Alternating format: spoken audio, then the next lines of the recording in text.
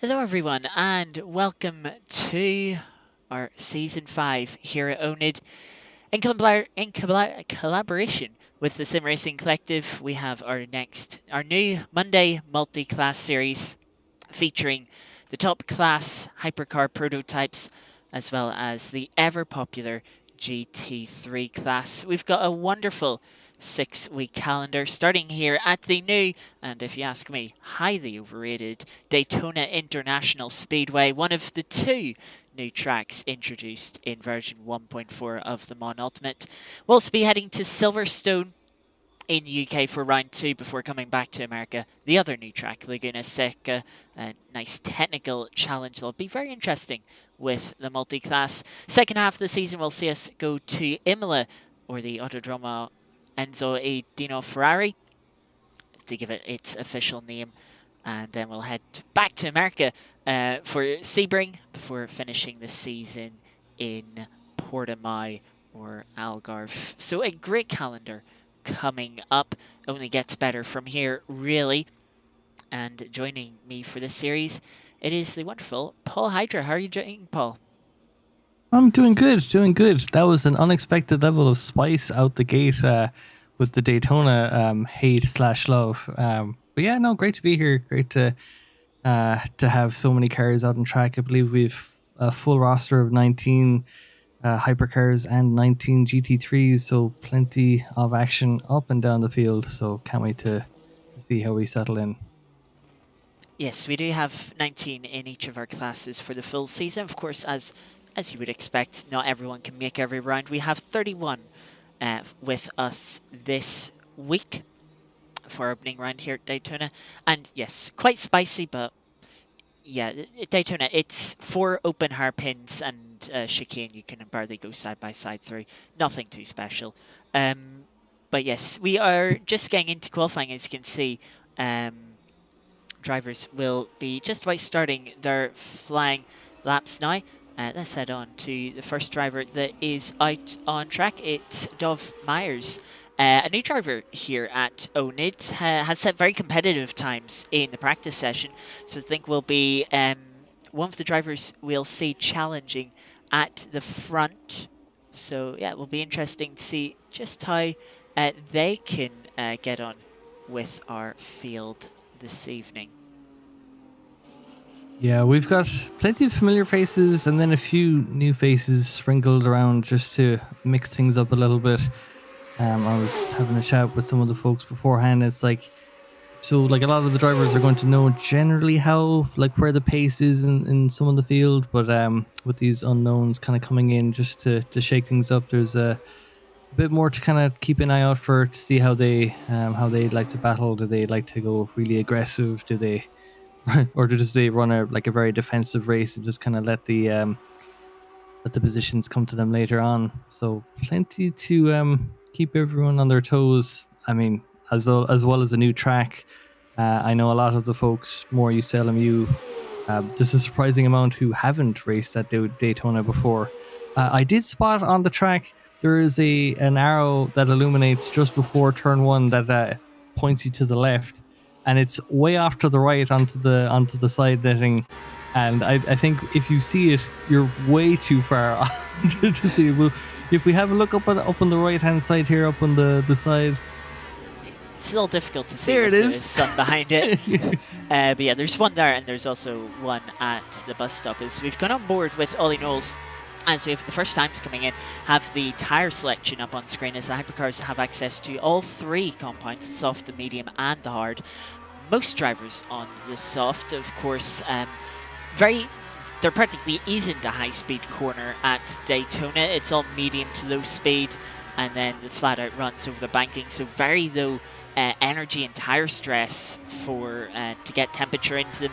So a lot of drivers going for the soft tires, despite being relatively warm. We have, I think that's 28 degrees ambient temperature, 35 degrees track temperature. So it's not cold by any means on the track, but a lot of people on the soft tire anyway. Yeah, it'll be interesting because we are running. We do have. Oh, is there limited tire sets There's this season? not. and they do have tire warmers, so we'll probably see a couple of quali stints from the drivers. And see Dov Myers setting the benchmark at the moment at 33.7. Tyler Hammer just about to come to the line, is improving by a tenth. Will jump up to P3 as Dave Wood has gone half a tenth quicker. Ben Crook now slots in to P3, or sorry, P2 for Ben Crook. Let's check out the GT3s. Chris Downing coming towards the line as Christian Kiesig is currently at the top. Just a fraction ahead of Rob Appleton. Chris Downing retaking P3, purple final sector. So some good straight line speed on the Ferrari, bumping itself up behind the Porsche Lexus that lead the way in GT3. Adisa Carpenter coming through to put their Aston Martin into P4, and currently sitting 5 different manufacturers in the top 5 in our GT3 class. Very nice, and the gaps in both classes very small at the front, less than a tenth separating the leaders in both categories. So yeah, not a whole lot in it, but like even the gap there in the GT3s, like a second covers pretty much the from the pole to P13 so far. Likewise, there isn't a major gap in the hypers either, so I feel like Daytona is like maybe due to that, like there aren't too many corners, so it's like it's really just about consistency, because I feel like you can really mess up and run deep into, like, you know, turn 1 or any of the hairpins.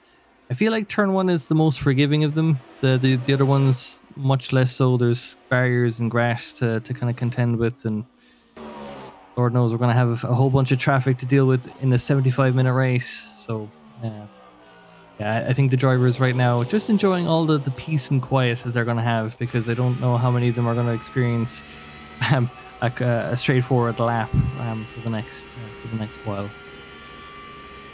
Yeah, we go on board with Christian Kiesig, who already tops the GT3 class by half a tenth, but with 2 purple sectors is 3 tenths up on their time. Comes across the line and will be pulling back to the pits, but extending their margin at the front. Ben Brown was on improvement, seems to have had a mistake in the bus stop, and so has pulled up. We'll come to Matthias Fuskin, who is sitting down in 9th place within the GT3 class, just half a tenth behind Johnny Ashley, but then a full second behind the next car in front, which is Alfie Bevan, who's a little lower than we're used to seeing him. Lost a little bit of time in the final sector, but still enough to take that 8th position in class. Let's jump back up to the hypercars. Tyler Hammer trying to look to take P3 from Dave Wood here. But we also have Daniel Johansson improving behind. He'll be looking to also try and take that P3. Tyler across the line is improving, but hasn't taken it. So we'll come to Johansson, who's running the Isotta, interestingly, taking on a bit of a challenge. And it will be P3 for Johansson. And we saw at some point there Ben Crook had taken the lead, had passed Don Myers by another fraction of a second. Just gets in ahead with a 33.493 on the board. They're doing very well for themselves. Only 6 minutes remaining, so just a few laps left. I think some folks using this time to perhaps iron out some wrinkles with handling the bus stop better now than in a few minutes' time to make those mistakes, kind of find where the limits are, especially with how the sausage curbs really can unsettle some cars if the setup isn't tailored for it, because you might be banking on those high top speeds for the oval sections and whatnot, but you really have to contend with how much speed you can carry through the bus stop as well. Yeah, most of the curbs and the track itself is relatively flat. Does get a little bit bumpy on the infield, but it's relatively flat. And then you've got these curbs at the bus stop, which after tarmacking the area around it have just become that much more aggressive to enforce track limits rather than the flatter yellow curbs that you see around the rest of the circuit. Is a Jisa Carpenter that was going off into the wall on the exit of the bus stop just earlier. And now it's Alfie Bevan heading up to P4 with that lap.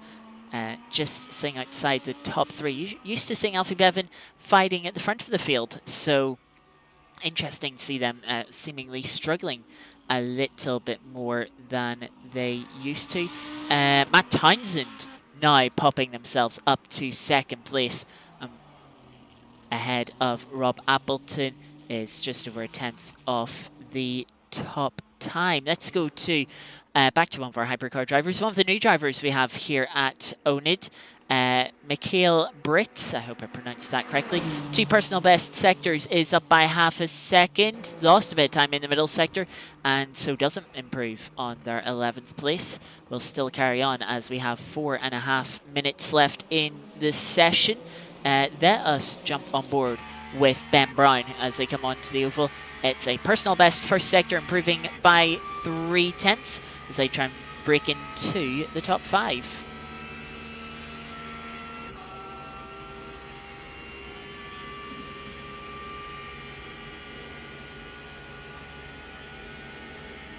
Into the bus stop then, can see the yellow light illuminating, showing Ben the way into the bus stop. Too aggressive over the curb, just leaving a little bit of margin. There's another personal best in the middle sector, is now more than 0.6 up. That would currently put him in P4, but if he can find a little bit more time, that up 3 position is in the offering. But it's very hard to find time when all you can do is keep your foot planted to the floor, take the shortest line to the line, and it will be P4. Just outside of a sub 146. Meanwhile, in the hypercar class, Steve Wood bumping themselves into P3 ahead of Daniel Johansson. Yeah, so a lot of the drivers, as the quality session has gone on, really kind of found some time, found a rhythm, and have eked out a few tenths here and there. Like, yeah, it is. I suppose it is kind of curious to see like how much of the last section of the track is as a result of how good your exit was coming out of the bus stop, because you're really at the whims of, I suppose during the race it'll be at the whims of any traffic that's in front of you that you can get a slipstream off of, but otherwise you're, as you say, extremely limited in what you can do besides keeping the foot down. So like, yeah, definitely drivers will be looking to kind of find that consistency now, so that carrying it into the race, they're not let's just say exploring the limits of the the bus stop chicane and whatnot. Can see our top 3 in the GT3 class going for more laps. We've got purple sectors. Rob Appleton is the furthest along their lap. As you can see, 2 purple sectors is nearly 0.4 up. Christian Kiesig was up in the first sector, but has lost time in the middle sector. So Rob Appleton on to take provisional pole position here with time in the final 2 minutes of the session. Goes losing time in the final sector. It will only be P2. Meanwhile, Christian Kiesig finding time in the final sector will extend the margin at the front. But Matt Townsend improving 1.5 tenths up on their current best. They need a little bit more. They need about 0.04 of a second in this final sector on Christian Kiesig. They come across line, and it looks like they invalidated their lap at the bus stop. And as they slow down, they have time for another lap. But what you've got to be wary of is if you invalidate at the bus stop, as we see Christopher Bell off the track here and going to meet a barrier. If you invalidate on the exit of the bus stop, that will also invalidate your following lap. So at the end of the session, you could be taking away a potential good position. See another one of our new drivers here to oNiD, Bez Palco. Again, apologies if I'm butchering that. Jumping themselves up to P7, 0.02 of a second ahead of Peter Yelnik as things stand. Very close there. Tyler Hammer coming across the line, losing a bit of time in the final sector and not improving at the end of that lap. We'll come to Tarasenko in a fellow Cadillac. I believe we've got 3 Cadillacs in a row from 5th, 6th, and 7th. Improving by exactly 1/10 in the first sector as they're trying to steal P5 from Tyler Hammer, maybe jump a little closer to the top 3 as well, but has lost half a tenth in the middle sector. Now it's all about big bounces off the curb in the bus stop. How good the run is to line as the checkered flag is now out. The majority of our drivers not on a flying lap, so we'll not see too many positions change at the end here. Alfie Bevan practicing a pit entry and not quite getting it right. So, but hey, good practice is always worth it in the race. Cross line losing more time in the final sector. Tarasenko will not improve on that final flying lap. Someone who is improving, though, is Daniel Johansson up in the first sector.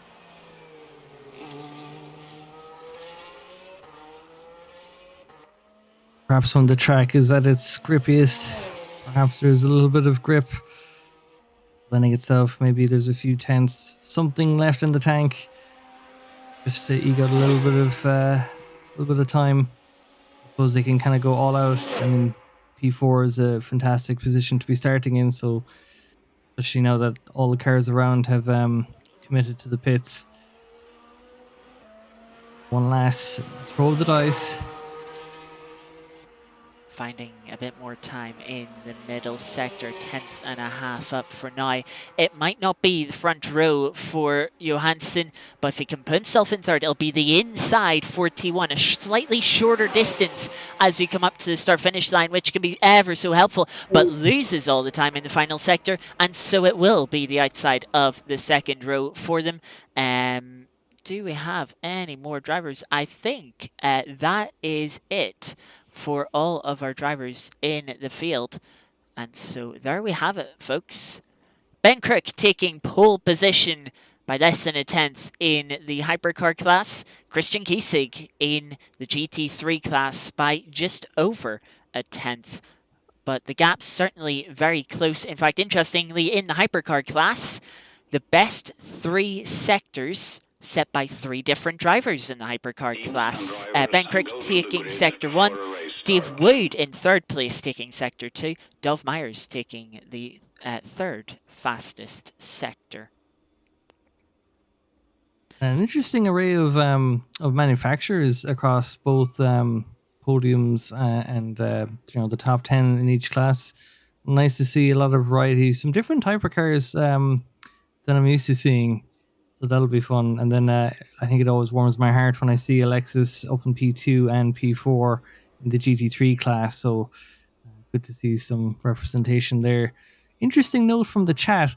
We do actually have sound going out, but just no pictures on Twitch. So we've a bit of a radio kind of show going on at the moment. So that's kind of fun. It is worth mentioning, we are also streaming on YouTube. I know Twitch has been having issues. We're unsure if it's actually on our end or on Twitch's end or somewhere in between.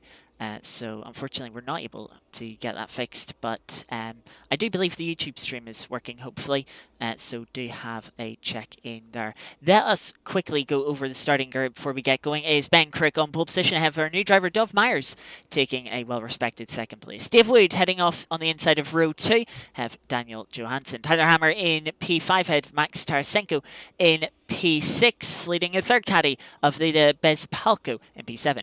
Paddy Jelinek starts in P8, have Elliot Lewis in 9th, and Charlie Morgan, who rounds out our top 10. Just missing out is Ollie Knowles, have Michael Brits in 12th position, Alex J. Wood in 13th, Benji Beams in 14th. Jeff Pike rounds out our hypercar field in 15th position. In the GT3 class, it's Christian Kiesig in pole position, and Porsche have Rob Appleton 2nd. Matt Townsend is in P3, have Athol Basker in P4, Ben Brown down in P5, and Alfie Bevan, someone we're used to seeing a little further up, in P6. Chris Downing starts P7, head Adusa Carpenter in P8, Christopher Bell P9, and Matthias Fuskin rounds out our top 10. Just missing out, it's Christian Schlink ahead of Johnny Ashley. Frank Vivek is in 13th, have Fico Faru in 14th. Paul Kingsbury is in 15th on our last row of the grid, ahead of Connor Dickman, who rounds out our 31 car field as we see the drivers making their way to the start line. Ben Crook running a custom livery. Or is this some Roxy Rexy variant that I am not aware of? This looks like a custom spike fitted to a Porsche 963. It is interesting to say the least. There's a view from the front. I don't think it works quite as well as the GT3, but it's not awful. It's not too bad. The LMP2 kind of had it figured out, but yeah, I feel like great effort though. Lovely bit of color up and down the field as well. If you cast your eyes further back, you'll see a few other kind of custom liveries. The Tyler Hammer one does stand out a little bit. I suppose this is Daytona. Perhaps it's a bit apt for this track. As we have Ben Cook ready to get us going through the lights. Green flag is being waved. The green car goes first into turn one. Dave Wood there, just on the inside line as we were saying. Oh, actually, wasn't on the inside line previously, so must have taken that at some stage. But a clean getaway from the leading three cars. The cars tumbling in the order, so perhaps some incidents further back in the field. There's a car in the garage still, looking at the track map. So there's perhaps some issues. Maybe they've returned to garage already. Otherwise the hypercars are through. Yeah, that's Jeff Pike in pits, who seems to have missed the start of the race. And there were a couple of people saying with the update and some life issues, getting home from work, I believe, was an issue for someone. We've had a couple of incidents. Alfie Bevan has dropped to the back of the field, and Adusa Carpenter has found the runoff at the second International Horseshoe already. We'll get hopefully a replay of these moments fairly soon. But let's jump to the lead in GT3 as Rob Appleton, who has running in second place at the moment, running in slipstream up to Christian Kiesig, but thinking better of making the move as they head through the bus stop. We'll have another run as they head towards turn one. It's nothing but tow from here on out, so we'll see what the Lexus is like in the slipstream of the Porsche. Ben Crook setting the fastest lap, although probably it's just the first lap off the bat. Myers is keeping pace as well. We have a bit of a spread out hypercar field. Oh, as Appleton goes to the outside for turn one. Maybe carrying a bit too much speed, trying to maybe try something on the outside. Not quite able to pull anything off, but is able to tuck back in. Of course, that complex of turns, very easy to do in a single line when there's a clear path ahead of you, but when there's multiple classes and bunched up grid, can get fairly hectic. But good to see that everyone was, for the most part, getting away cleanly. We do have another car off at that hairpin. That's Frank Vivek now, off at the first International Horseshoe this time. As we look back over the rear wing of Benkrick, just see the hypercar field still running in a fairly close train, getting slipstream from one another. Things have opened up a little further back. Elliot Lewis having a bit of a fight with Ollie Knowles, trying to hold on. Big snap in the Aston. It's go open the door, has to go to the other side of the tire stack. Will presumably have to take a lift for track limits, and being early in the race, the field still relatively bunched up. Losing places, falls down to P11 just in front of the Cadillac of Bez Palco. Trying to make a move on Brits in the Ferrari is going to be on the outside for T1. How brave are they going to be here? It's going to be the Ferrari who's later on the brakes with the inside, and Ollie Knowles is going to send it up the inside as well, as just in front Elliot Lewis was wide in the braking zone, and that's a few places there for Brits, who's up to P8. Ollie Knowles back up to P10, and Alex J. Wood joining the back of this train. Our driver is showing just how difficult the first corner is here at Daytona. Yeah, especially when you don't have the luxury that the GT3s have of having lovely ABS systems to slow the cars down. We have a lot of dust getting kicked up by the BMW that looks to be missing a tire or having a flat tire there. It's Frank Vevik trying to make his way around. Ooh! This discovers that without that tire at the front left, very hard to turn left. Oh, is he just missing it, or is it? Funny how all the camera angles are showing us. Oh yeah, that is very much missing front left wheel. Meanwhile, from the field, Rob Appleton has made a move on Christian Kiesig for the lead. But as we know, Christian Kiesig, he's not necessarily someone to show his pace in these races. He's someone that takes his time, settles in, and plays the long game. By playing the long game, I mean he saves fuel and saves it very efficiently. And one way to help save you fuel is by sitting in the slipstream of another car, which he now finds himself in behind Rob Appleton. So it'll be very interesting to see how this develops. Of course, we're still very early in the race, so there's not much of a difference. We're seeing some changes of position as our hypercar drivers come into T1. Again, it is still Brits in P8, have Elliot Lewis P9, Ollie Knowles P10, and Baz Palco in 11th. So they thought about swapping positions. I think they did have a little swap heading towards T1, but now that they've made their way through T1, things are as they were. We've got to look further back in our GT3 field. Johnny Ashley and Matthias Fuskin having a fight. Ashley taking 9th position there in a Porsche v Porsche battle. Just in front, we also have Christopher Bell making a move on Fukafari, and it's not gone well. Johnny Ashley's arrived on the scene and has tripped over this Corvette that was spun in the middle of the road. Oh no, and there's a tire flying up in the air. Oh, that was one of, I believe, is that one of Foucault's tires? Or was that Christopher Bell lost a tire? I'm not sure. I looked away. Let us try and get a replay of this. Johnny Ashley just not quite ideal spot. Let's see if we it was the other tire. Let's see if we can get an onboard just of what Johnny Ashley's saying. Just didn't quite leave enough space on the inside, not running wide enough, and and then the Corvette spins and just clips the BMW. The BMW lost the wheel. Yeah, it was the BMW, and that I think is Christian Schlink. It is indeed, who's then gone, fired the car off and taken the rear wing off for good measure. That might be race done for Christian Schlink. As we'll come back to live images, that's going to be a tough one.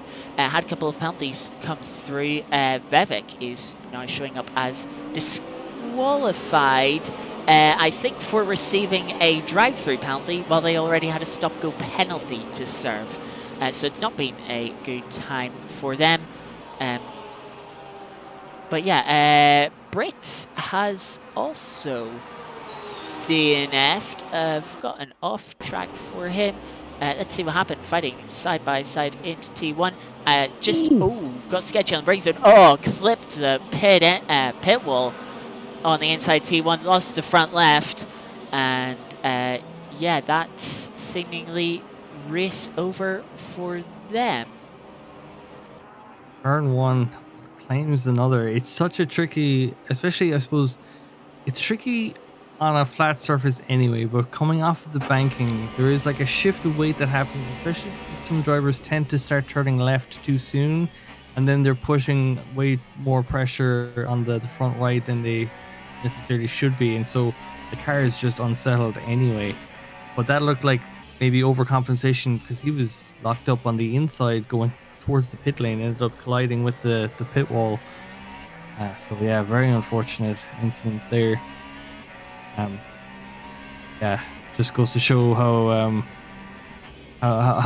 you're at the whims of both your own race and also like if there's incidents around you, just be super aware of what the other cars are doing. Lead battle for Ben Crook and Dov Myers is kind of heating up a bit. Dov Myers less than half a second away at the moment, so keeping the thumb on the scale there, just making sure Ben Crook knows that he's not alone out in front. Appleton similarly is able to extend a little bit ahead of Christian Kiesig, but then again, as you're alluding to, maybe this is exactly where Christian wants to be, just right in that slipstream, saving some fuel for later in the race. Strategy feels like such a long way away when we've so much happening right at the beginning. Two Porsches heading into T1. Ben Brown making a move on Matthias Fuskin for P7 and getting that move done. Myers actually trying to have a go with the new fastest lap, trying to hang it round the outside in traffic might benefit them. The McLaren keeps a tight line, maybe a little intimidated by the train of hypercars making their way through. Dave Wood just on the back, also a little further back, coming in again side by side into T1.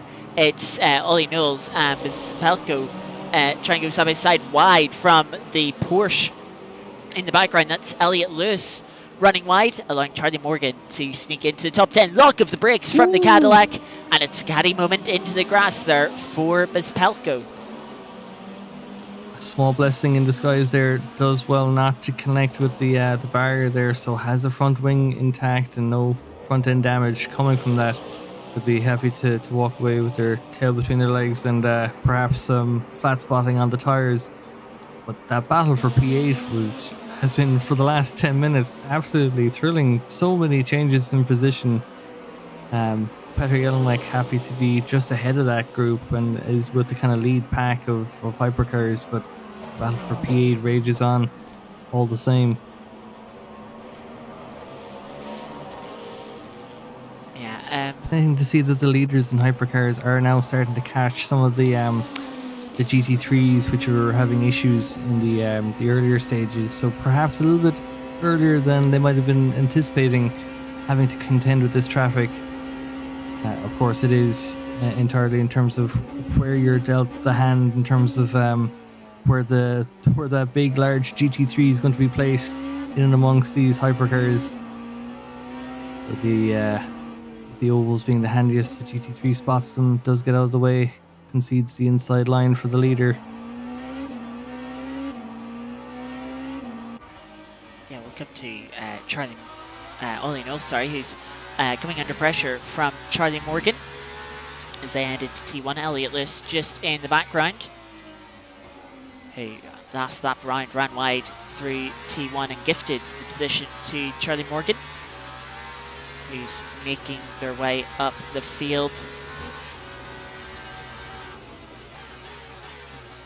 Having a little look into that international horseshoe number 2.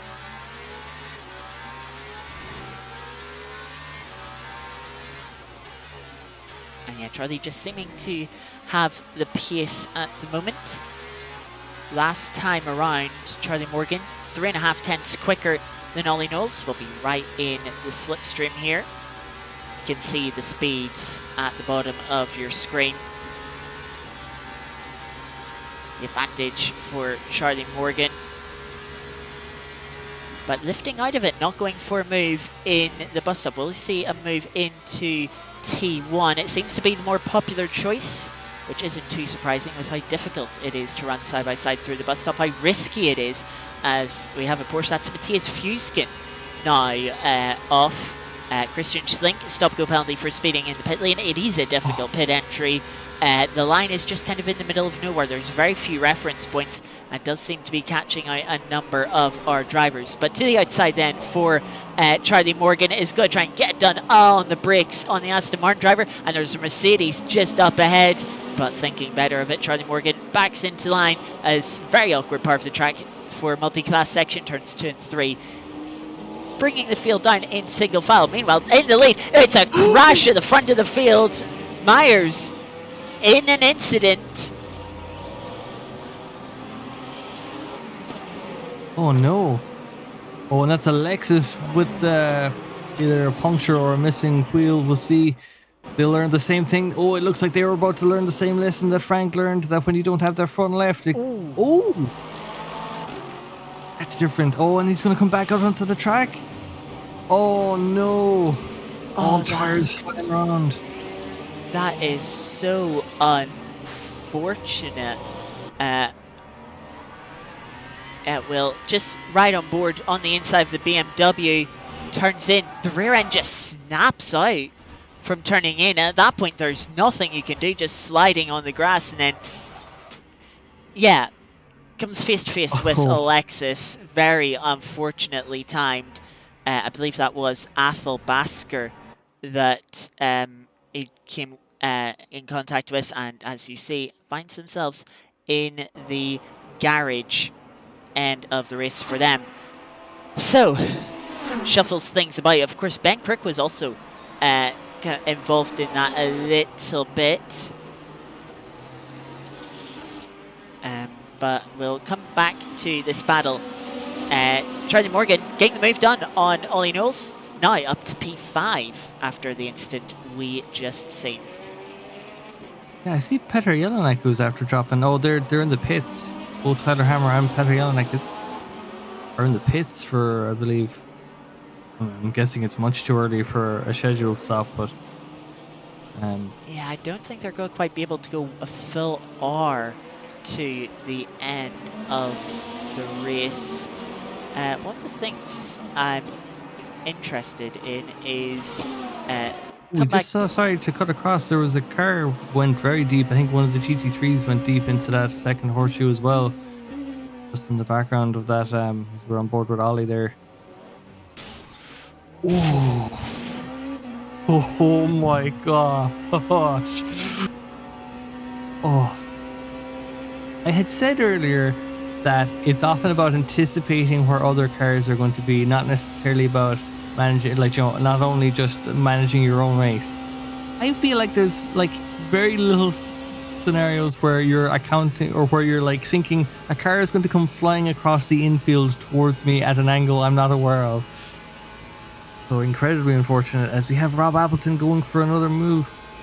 I suppose Christian Kiesig had taken the lead at some point, so now retaking that position perhaps is Rob Appleton going around the outside as we have Tyler Haber coming out of the pits. Too wide though, and off the track, trying to put the power down, rear just sliding out from under Rob Appleton, and look at the consequences he's playing for that. Charlie Morgan coming through to lap. That's awkward, 3 wide with Tyler Hammer leaving the pit lane as Ollie Knowles tries to hang it round the outside of the Lexus.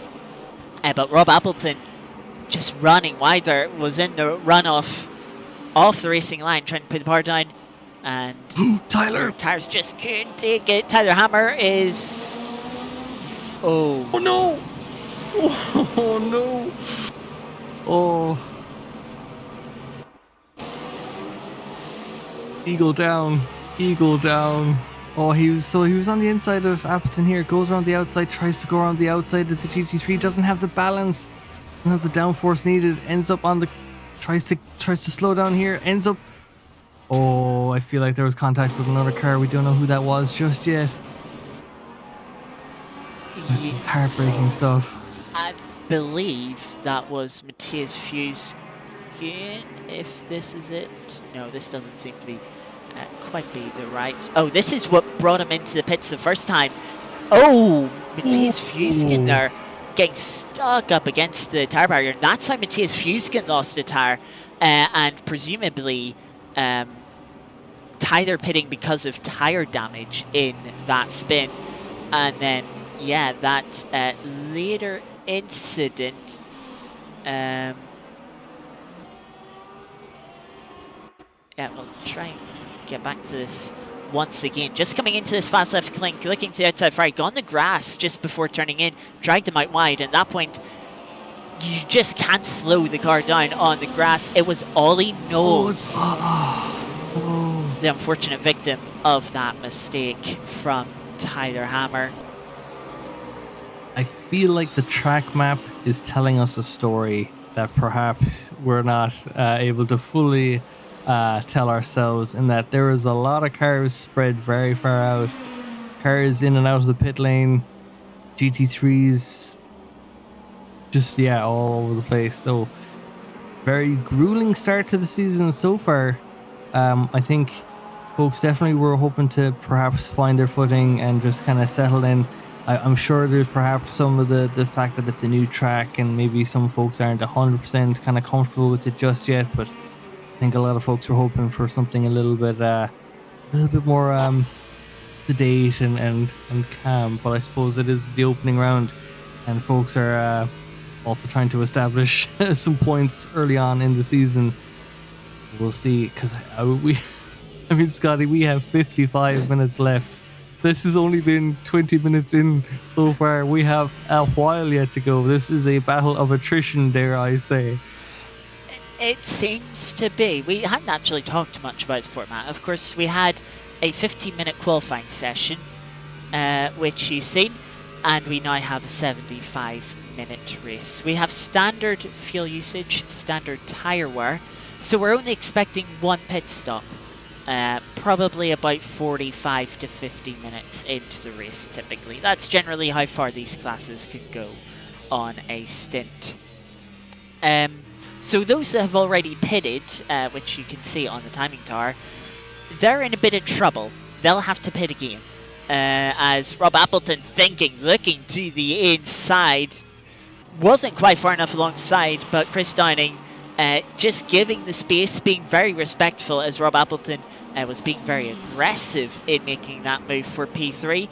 I want to see here, will Chris Downing fight this back too much, or does he think that the Lexus driver, after that mistake earlier on that cost them second place as they were fighting for the lead, if they just have a bit more pace and is going to let them drive up the road and not lose too much time fighting themselves, as Ollie Knowles is coming up on this battle. And yes, Ollie Knowles is passing these GT3s for overall position. That's after that incident with Tyler Hammer. And a minute and 35 seconds in pit lane. Of course, an extra trip through pit lane is very, very costly. I mean, you're effectively left fighting with everyone else who's had to have a trip through pit lane. No! And it looks like it'll be another trip through pit lane for Ollie Knowles. Oh, the bus stop. There's another. Is it the track? Is it the cars? It's an incredible. Oh, as we go on board to witness this, everything looks nice going in. Turning fine there. Oh, and then just clips the inside on the exit. I think just unsettles it. I think it was also they tried to pick the throttle up right as he was going over the right-hand side curb. So the rear tires are just in the air.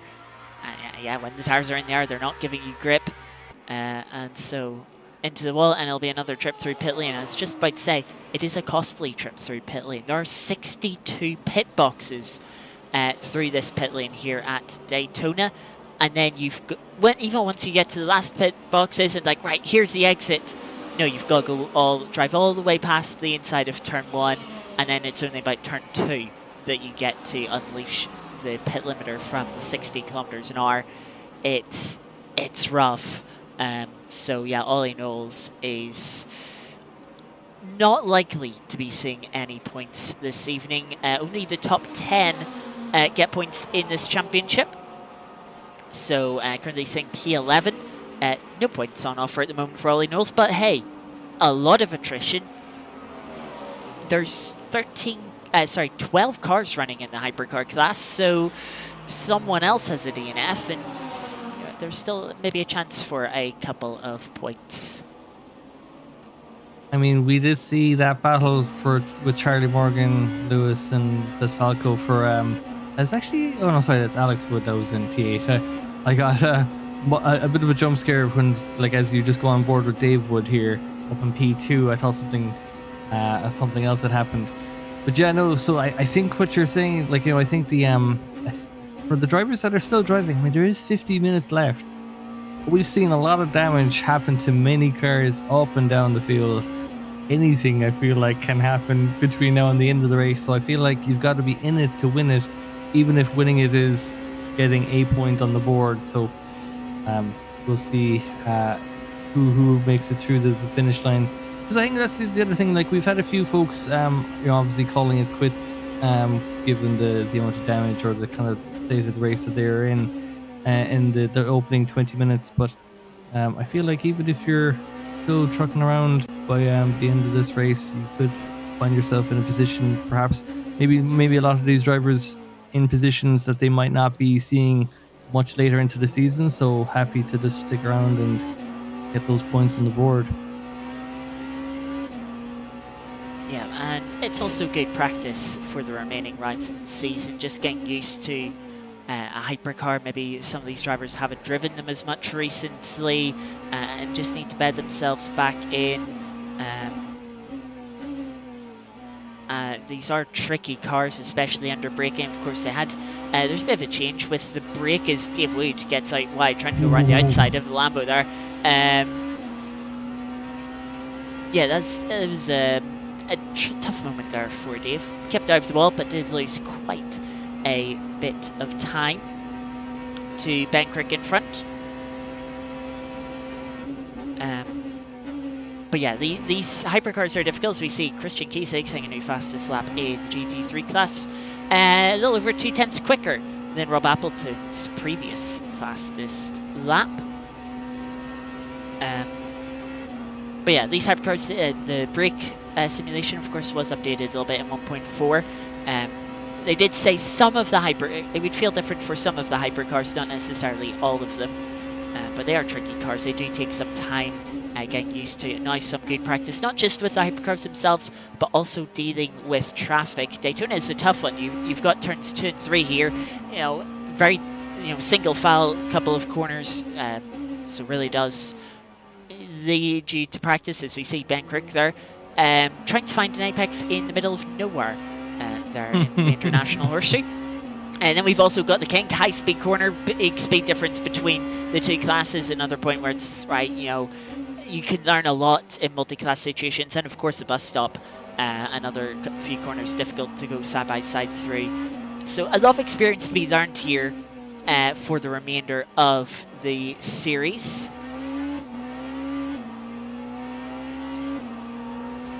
I think even just especially like next week we are at Silverstone, which is a lovely wide open track for prime for multi-class racing, and then plenty of space to pass. We have a battle here for P6 with Elias Lewis, defending from Ilya Bespalko. They're on the bumper. They take the first corner out onto the oval banking. I don't think we've seen too many moves going into the bus stop. I feel like everyone's kind of bided their time and then tried to carry that momentum into a move into the turn 1. Although, having said that, are they going to try it? Oh, no! Wow! Bespalko does take the position as Elliot Lewis. Notice there on our graphic, taking a lift into the corner. Didn't want to risk it on the outside entry into the bus stop. That Mercedes looked a little bit wobbly. Is that a lot of smoke into the barriers? It is, and it looks to be a GT3 if I'm not mistaken. Oh no, it was Petr Jelinek. Ooh, catching the back of a GT3. Oh, and then locks up on the brakes, laps into the barriers. Yeah, that's just how difficult it is in these sections. Let's see it again from on board. Just coming up onto the Porsche, tried to go to the outside. There's a little bump because there's another little road for an alternate layout. It's for when they race motorbikes here. And I think that is going to be Petr Jelinek's day done. It is indeed. Back to the garage. And as we were saying with Ollie Knowles, just one retirement and you could be back in the points. And look, here is that retirement. But let's go back to Rob Appleton, who's in slipstream of Matt Townsend. He's going to pull up to the outside of the circuit. Maybe make this quite easy. 3 wide as the Isotta of Daniel Johansson, currently saying P3 in hypercar class, comes through. Rob Appleton retaking the fastest lap into the 145s this race, as Christian Kiesig just another fastest lap, but only very briefly. Rob Appleton into P2 is chasing for a victory. But yeah, let's have a look a little further. Let's have a look at some strategy, shall we? Let's jump back on board with Dave Wood while we do this. And bring up our VE, our virtual energy. We're getting very close to the back of Ben Crook there, going into that corner. Apologies. No worries. Looking at our hypercar field, no real outliers. Benji Beams, who has taken an early pit stop, of course, with a lot more, and those who have pitted and are much further back, of course, outliers. But it's very similar across the field. Ben Crook, Dave Wood are practically identical. That might have been a slight track limits for Ben Crook. I noticed this little feat. There's a track limits thing on the driver card in the little overlays app here. Doesn't really seem to be working. That's a lot of speed for Dave Wood. Look at the overspeed, 7 kilometers an hour according to our graphic at the bottom of the screen. It's going to be the outside though for Dave Wood. Can he be brave on the brakes, hang it the long way around? He's just on the outside of the white line, so I don't think he's going to quite pull it off. Crook leaves the space on the outside, but not far enough alongside. Dave Wood not quite able to take or hold on to the lead, should I say, this time around. And we'll have to try again. Daniel Johansson closing in as well to this battle. And I've just to keep an eye on this. Porsche GT3 finding themselves in the middle of this battle. Yeah, I was going to ask, when we had the 3 wide going into the first corner, with Johansson going through the 2 GT3s, whose heart rate do you think spiked the most in that scenario? Is it going to be the hypercar trying to squeeze in between 2 GT3s, or is it going to be either GT3 to the side, hoping not to get collected or collect everyone? I would say it's probably the hypercar, since they've got a car either side of them. The GT3s just have one on one side of them, so yeah, probably the hypercar. But and that part of the track is very straight there. It's wide enough. There's certainly a bit of space to spare. A little bit worrisome as the Aston just started drifting up the track there as hypercars went to pass around the outside of it, just trying to sneak a bit of slipstream. Ben Crook on the BMW there as we're heading back towards T1. Ben just holding the inside line, and you can see the further back, Dave a little bit wider, I saw it a little bit wider than that, going for a cutback, and it's going to try and steal this place side by side through turns 2 and 3. They leave each other space, but bang wheels on the exit. They both keep the car going in a straight line, and I saw it quite wide from Johansson. That allows Dave to look back to the inside. Hasn't quite got the move back though, but a very, very sketchy moment there between the 2 drivers. I feel like if we're on a sim from yesteryear, we might have just witnessed 1 or 2 deaths as a result of that contact, but luckily nothing here, as we just have the onboard here. You can see the jerking of the wheel there, just trying to control the car again. Luckily neither car gets sent off into oblivion, but all that speed that was carried. We moved down the inside as Wood just ran slightly a bit wide. Didn't have too bad a corner, but just enough that Johansson was able to catch up.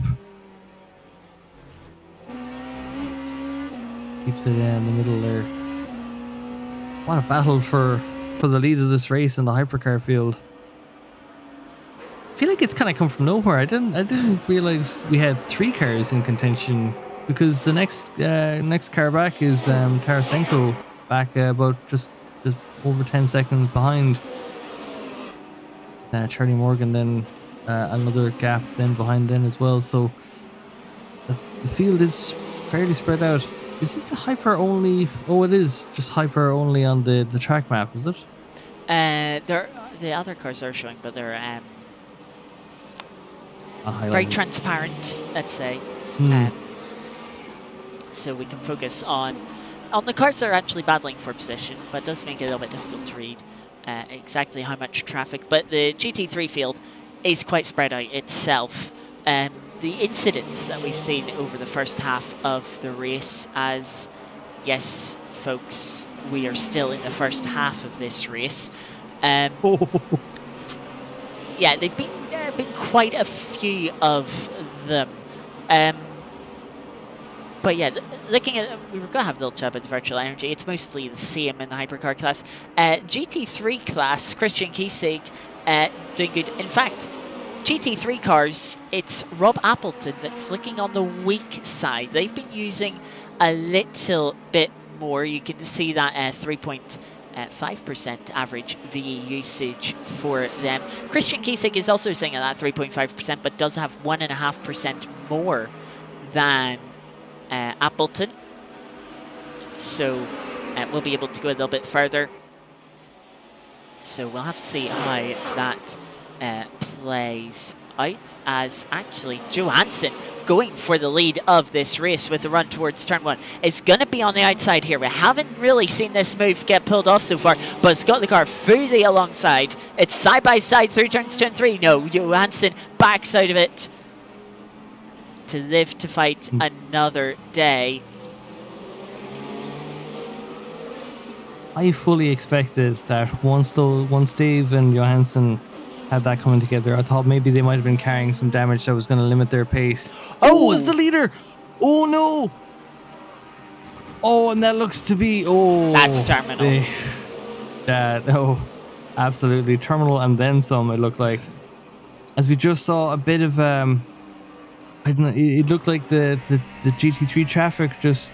No, I mean, we're not blaming the GT3s here, but it's Ben Crook reacting to the traffic. He thought there was a space on the outside, goes to pull out to get in for the inside of the horseshoe, ends up colliding with Johansson, sends him into the barriers.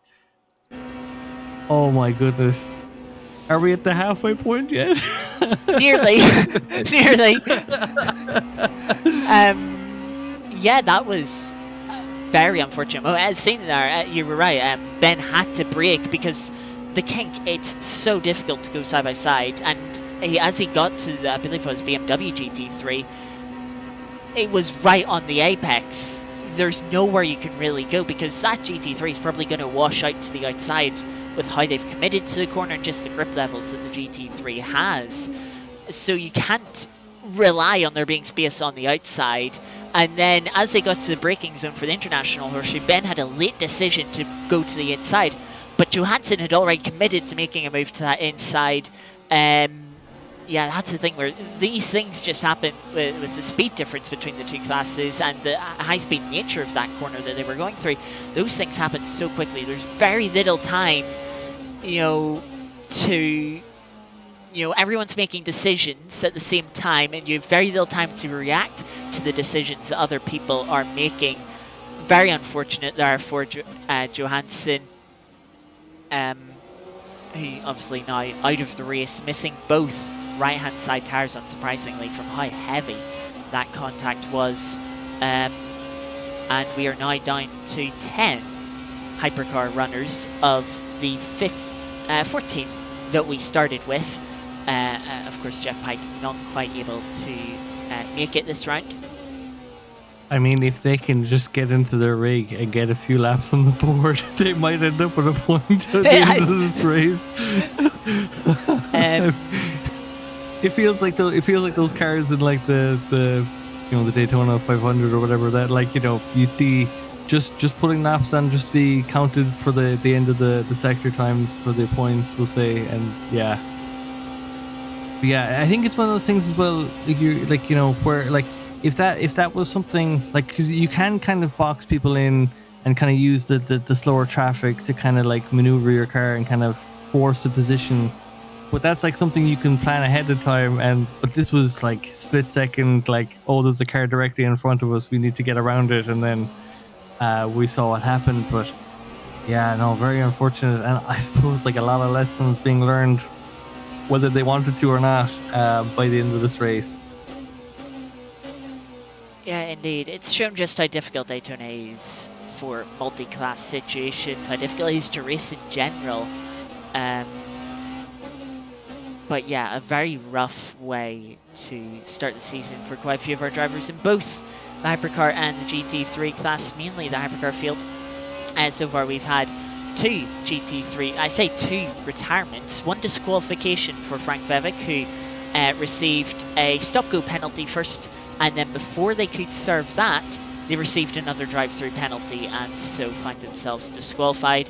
Athel Basker, involved with an incident, is retired, and with damage in Hypercars class, Brits, Myers, Jelinek, and Johansson have all crashed out.